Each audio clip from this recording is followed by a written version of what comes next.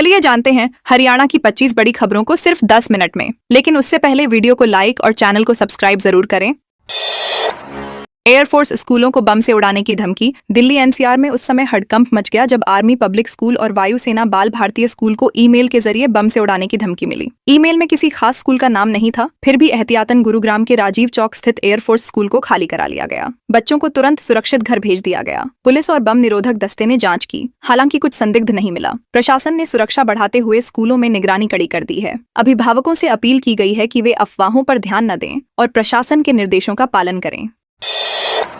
पानीपत की गीता यूनिवर्सिटी में ब्लास्ट। गीता विश्वविद्यालय परिसर में रविवार रात कैफे नंबर 14 में सिलेंडर ब्लास्ट से भीषण आग लग गई। शुरुआत में लोगों ने फायर एक्सटिंग्विशर से आग बुझाने की कोशिश की, लेकिन अचानक धमाका हो गया, जिससे 3 लोग गंभीर रूप से झुलस गए। धमाका इतना तेज था कि कैफे की छत और सामान के टुकड़े दूर तक जा गिरे। मौके पर अफरा तफरी मच गई और छात्र छात्राएं जान बचाकर भागे। पुलिस और दमकल विभाग ने पहुंचकर स्थिति संभाली। इसराना थाना पुलिस ने जांच शुरू कर दी है। प्रारंभिक तौर पर आग का कारण शॉर्ट सर्किट बताया जा रहा है। सिरसा की पंचायतों ने भिखारियों के आने पर लगाई रोक। सिरसा जिले की दो ग्राम पंचायतों ने गांव में बाहरी लोगों के प्रवेश पर सख्त नियम लागू किए हैं। भिखारियों और मंगलमुखी समाज के अनियंत्रित आगमन पर रोक लगाई गई है। साथ ही ऑनलाइन पार्सल डिलीवरी करने वालों को गांव के बाहर ही रुकने का निर्देश दिया गया है। पंचायत ने ग्रामीणों के साथ बैठक कर सर्वसम्मति से यह फैसला लिया। नियम तोड़ने वालों पर जुर्माने का प्रावधान किया गया है। पंचायत का कहना है कि हाल में बढ़ी ठगी और किडनैपिंग की घटनाओं को देखते हुए सुरक्षा के मद्देनजर यह कदम उठाया गया है। गाँव में नोटिस बोर्ड भी लगाए जाएंगे। फरीदाबाद में थैलेसीमिया के 2 बच्चे HIV संक्रमित। फरीदाबाद में असुरक्षित रक्त चढ़ाने का गंभीर मामला सामने आया है, जहां 2 थैलेसीमिया पीड़ित बच्चों में HIV संक्रमण की पुष्टि हुई। बच्चों को नियमित रक्त चढ़ाया जाता था, लेकिन हालिया ट्रांसफ्यूजन के बाद संक्रमण का पता चला। फाउंडेशन अगेंस्ट थैलेसीमिया के महासचिव रविंद्र डुडेजा ने मामले की शिकायत PMO में दर्ज कराई। इसके बाद केंद्रीय औषधि मानक नियंत्रण संगठन और राज्य औषधि नियंत्रण विभाग ने जांच शुरू की। स्वास्थ्य विभाग यह पता लगाने में जुटा है कि रक्त जांच या आपूर्ति प्रक्रिया में कहां चूक हुई। धोती कुर्ता पहन 42 किमी दौड़ा हरियाणा का 6 पैक ताऊ। सोनीपत के संजय उर्फ काला पहलवान ने दिल्ली में आयोजित मैराथन में 42 किलोमीटर की दौड़ 4 घंटे 20 मिनट में पूरी कर मेडल जीता। पारंपरिक धोती कुर्ता पहनकर दौड़ने वाले इस 6 पैक ताऊ ने 30,000 से अधिक प्रतिभागियों के बीच खास पहचान बनाई। अंतिम चरण में उन्होंने रफ्तार बढ़ाते हुए एक विदेशी धावक को पीछे छोड़ा। तय समय 5 घंटे से पहले रेस पूरी कर उन्होंने अपनी फिटनेस का लोहा मनवाया। सोनीपत पहुंचने पर युवाओं ने उनका जोरदार स्वागत किया। उनकी उपलब्धि से क्षेत्र में खेलों के प्रति उत्साह बढ़ा है।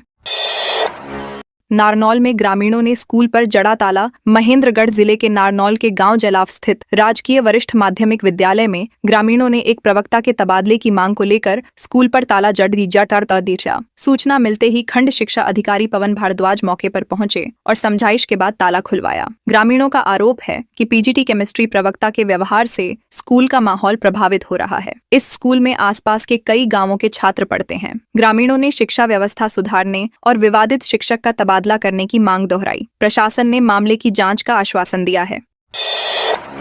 पलवल में शादी से लौट रहे युवकों पर हमला। पलवल में शादी से लौट रहे युवकों पर नकाबपोश बदमाशों ने हमला कर दिया। लोहे की रॉड और डंडों से मारपीट कर कार क्षतिग्रस्त की गई और लूटपाट की गई। पीड़ित देवेंद्र ने पुलिस को बताया कि कुशालीपुर फ्लाईओवर के पास बिना नंबर की थार और एक अन्य कार ने उनकी गाड़ी रोक ली। बदमाशों ने हमला कर फरार हो गए। कैंप थाना पुलिस ने अज्ञात आरोपियों के खिलाफ केस दर्ज कर जाँच शुरू कर दी है। आसपास के CCTV फुटेज खंगाले जा रहे हैं। हरियाणा में कॉर्फबॉल एसोसिएशन का गठन। हरियाणा ओलंपिक एसोसिएशन के अंतर्गत हरियाणा कॉर्फबॉल एसोसिएशन का गठन किया गया है। बीजेपी विधायक देवेंद्र अत्री को अध्यक्ष बनाया गया, जबकि IG संजय सिंह वरिष्ठ उपाध्यक्ष नियुक्त हुए। अन्य पदाधिकारियों की भी घोषणा की गई। कॉर्फबॉल मिश्रित लिंग टीम खेल है, जिसमें 4 पुरुष और 4 महिलाएं खेलते हैं। 3.5 मीटर ऊंचे कॉर्फ में गेंद डालकर अंक बनाए जाते हैं। 1902 में नीदरलैंड में शुरू हुए इस खेल में शारीरिक संपर्क सीमित होता है और समानता पर जोर दिया जाता है। नई एसोसिएशन प्रदेश में इस खेल को बढ़ावा देगी।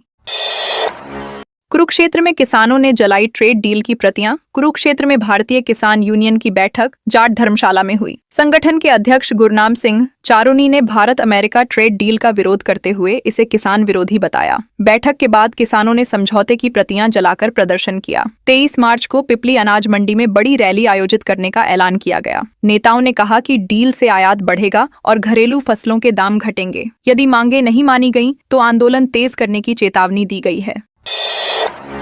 करनाल में कारों से भरे कंटेनर में लगी आग। करनाल जिले में नेशनल हाईवे 44 पर कारों से लदे एक कंटेनर ट्रक के केबिन में अचानक आग लग गई। ट्रक चेन्नई से नई गाड़ियां लेकर करनाल स्थित शोरूम पहुंचा था। ड्राइवर संवर लाल ने बताया कि जैसे ही वह ट्रक खड़ा कर नीचे उतरा, केबिन से धुआं निकलता दिखाई दिया। मौके पर मौजूद लोगों ने आग बुझाने का प्रयास किया और फायर ब्रिगेड को सूचना दी। 5 से 10 मिनट में टीम पहुंच गई और आग पर काबू पा लिया। राहत की बात यह रही कि कंटेनर में लदी तीनों नई गाड़ियां सुरक्षित बच गईं। प्रारंभिक जांच में शॉर्ट सर्किट की आशंका जताई गई है। फतेहाबाद में कांग्रेसी चेयरमैन की गई कुर्सी। फतेहाबाद जिले की रतिया पंचायत समिति के चेयरमैन केवल मेहता के खिलाफ लाया गया अविश्वास प्रस्ताव पास हो गया है। दूसरी बार बुलाई गई बैठक में 21 में से 16 सदस्यों ने उनके खिलाफ मतदान किया। इससे पहले 19 फरवरी की बैठक स्थगित कर दी गई थी, जिससे नाराज सदस्य चंडीगढ़ जाकर मुख्यमंत्री नायब सिंह सैनी से मिले थे। मुख्यमंत्री के निर्देश पर दोबारा बैठक आयोजित की गई। विरोधी खेमे को बहुमत मिलते ही केवल मेहता को पद से हटा दिया गया। अब नए चेयरमैन के चयन की प्रक्रिया जल्द शुरू की जाएगी। चंडीगढ़ में गैंगस्टर साबा गोविंदगढ़ पर एफआईआर दर्ज। चंडीगढ़ के सेक्टर 32 स्थित टैक्सी स्टैंड मालिक से 50 लाख रुपए की रंगदारी मांगने के मामले में पुलिस ने गैंगस्टर साबा गोविंदगढ़ के खिलाफ मामला दर्ज किया है। शिकायतकर्ता जगतार सिंह ने बताया कि उन्हें व्हाट्सएप कॉल के जरिए धमकियां दी गईं और रकम न देने पर जान से मारने की चेतावनी दी गई। जांच में सामने आया कि एक स्थानीय युवक ने मोबाइल नंबर आगे पहुंचाया था। पुलिस मामले की गहन जांच कर रही है। इसी बीच सेक्टर 32 गोलीकांड मामले में विभागीय कार्रवाई करते हुए एक एएसआई और एक कांस्टेबल को निलंबित किया गया है। मानेसर में आरडब्ल्यूए पुलिस की बैठक कानून व्यवस्था पर चर्चा। गुरुग्राम के मानेसर क्षेत्र में कानून व्यवस्था और नागरिक सुविधाओं को लेकर आरडब्ल्यूए प्रतिनिधियों और पुलिस अधिकारियों की संयुक्त बैठक आयोजित की गई। बैठक जिला शिकायत समिति सदस्य प्रदीप यादव के कार्यालय में हुई। डीसीपी दीपक कुमार सहित कई अधिकारी मौजूद रहे। सेक्टर 78, 79 और 80 समेत विभिन्न सोसाइटियों के प्रतिनिधियों ने अवैध पार्किंग, खुले प्लॉटों में गंदे पानी के निस्तारण और नशे की समस्या पर चिंता जताई। पुलिस ने नियमित गश्त बढ़ाने और शिकायतों पर त्वरित कार्रवाई का आश्वासन दिया। क्षेत्र को सुरक्षित और स्वच्छ बनाने पर जोर दिया गया। भिवानी में जींद के ड्राइवर की मौत। भिवानी जींद मार्ग पर रोडवेज बस और ट्रक की टक्कर में ट्रक चालक सुरेश की मौत हो गई, जबकि बस चालक सहित करीब 1 दर्जन यात्री घायल हो गए। मृतक जींद जिले के झुलाना वार्ड नंबर 8 का निवासी था। हादसा रविवार रात हुआ, जिसके बाद पुलिस और एम्बुलेंस तुरंत मौके पर पहुंची। घायलों को उपचार के लिए अस्पताल में भर्ती कराया गया। सदर थाना प्रभारी उग्रसेन ने बताया कि प्रारंभिक जाँच में तेज रफ्तार को हादसे का कारण माना जा रहा है। पुलिस ने मामला दर्ज कर जाँच शुरू कर दी है।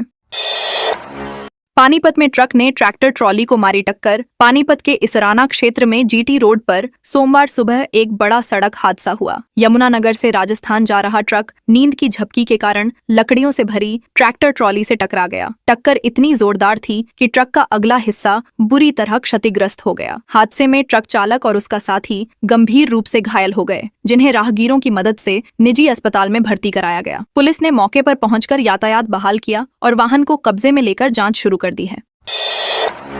जींद में 2 घरों में चोरी की वारदात। जींद शहर में 24 घंटे के भीतर 2 अलग अलग बंद मकानों में चोरी की घटनाएं सामने आई हैं। स्कीम नंबर 5 के एक मकान में बदमाशों ने ताले तोड़कर कपड़े और अन्य सामान चुरा लिया, जबकि दूसरे घर से 30,000 रुपए नकद ले गए। केयरटेकर रामनिवास ने बताया कि लौटने पर ताले टूटे मिले और 2 अज्ञात व्यक्ति अंदर मिले, जिन्होंने धमकी देकर फरार हो गए। थाना शहर पुलिस ने मामला दर्ज कर जांच शुरू कर दी है। आसपास लगे सीसीटीवी कैमरों की फुटेज खंगाली जा रही है।